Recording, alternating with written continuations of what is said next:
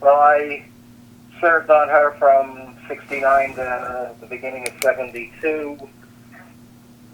She was my second submarine. Went around the world twice on her.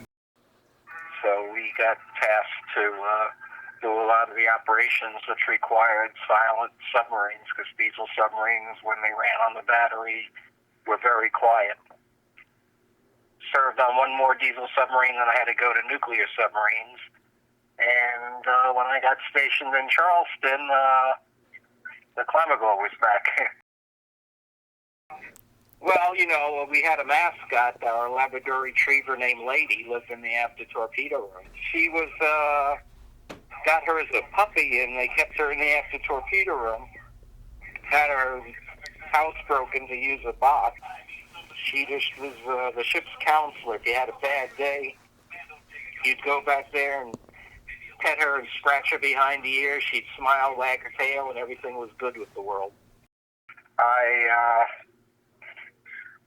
started volunteering on her about 10 years ago, giving tours. And at that time, there was a lot of talk about restoring her and actually pulling her out of water so she wouldn't be damaged by the corrosion. And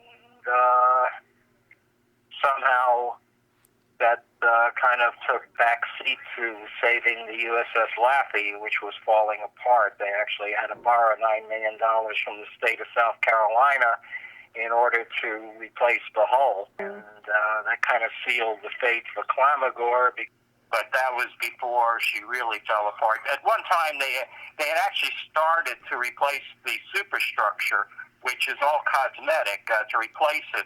And then when they made their final decision, they just let her sit there like that, which,